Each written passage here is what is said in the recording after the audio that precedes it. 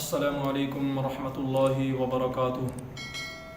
محمد وسیم ہے، ان کا سوال ہے جناب فرض اور سنت پڑھنے میں کیا فرق ہے؟ فرض اور سنت کیسے پڑھیں گے؟ ان کے پڑھنے میں کیا فرق ہے؟ پلیز رہنمائی فرمائیں۔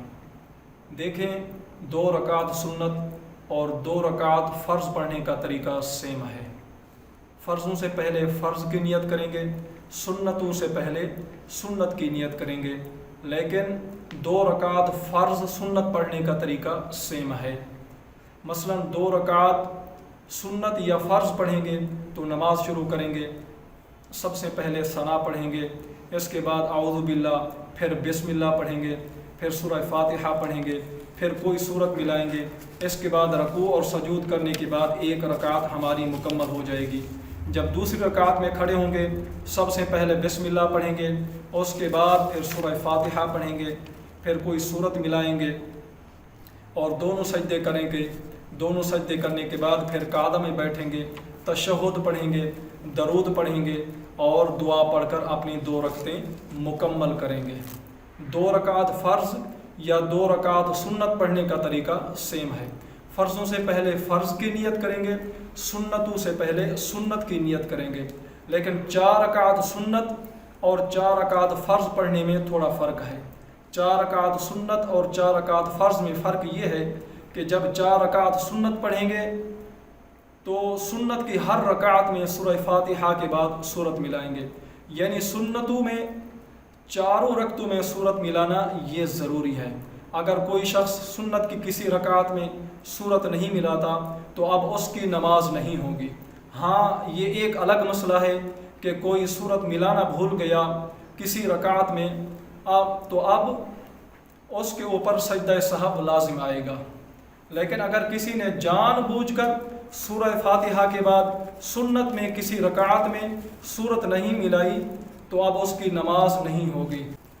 سنت کی 4 رکعتوں میں سورت ملانا یہ ضروری ہے، جبکہ 4 رکعت فرض میں صرف 2 رکعتوں میں سورت ملانا ضروری ہے۔ فرض کی 4 رکعت ہیں تو 4 میں سے صرف 2 رکعتوں میں سورت ملائیں گے، 2 رکعتوں میں نہیں ملائیں گے۔ اب یہاں پر یہ بھی سمجھ لیجئے، اگر کوئی شخص 4 رکعت فرض میں، 3 رکعت میں یا پھر 4 رکعتوں میں سورت ملا لیتا ہے سورہ فاتحہ کے بعد تو تب بھی کوئی حرج نہیں، نماز اس کی ہو جائے گی، سجدہ صاحب کرنے کی بھی ضرورت نہیں۔ ہاں، یہ ضرور ہے کہ اگر کوئی شخص امام ہے اور وہ نماز کی یعنی فرض نماز کی ہر رکعت میں سورہ فاتحہ کے بعد سورت ملاتا ہے اور یہ بات مقتدیوں پر گراں گزرتی ہے تو اس صورت میں امام کو ایسا کرنا مکروہ ہے۔ ہر رکعت میں سورت کا اہتمام کرنا یہ مکروہ ہے۔ امام کو چاہیے کہ وہ صرف 2 رکعتوں میں سورت کا اہتمام کرے۔ اب یہاں پر سنت مؤکدہ کے بارے میں بھی سمجھ لیجئے۔ سنت مؤکدہ جو ظہر کے فرضوں سے قبل پڑھی جاتی ہیں، تو سنت کی ہر رکعت میں سورت ملانا یہ ضروری ہے۔ سنت مؤکدہ کی 2 رکعتوں میں جب قعدہ اولیٰ میں بیٹھیں گے تو صرف تشہد پڑھنے کے بعد تیسری رکعت کے لیے کھڑے ہو جائیں گے۔ جب تیسری رکعت سنت مؤکدہ کی شروع کریں گے تو ثنا سے نہیں شروع کریں گے، اعوذ باللہ نہیں پڑھیں گے، بلکہ تسمیہ، سورہ فاتحہ اور اس کے بعد کوئی سورت ملا کر رکوع اور سجود کریں گے۔ تو یہ سنت مؤکدہ کا طریقہ ہے۔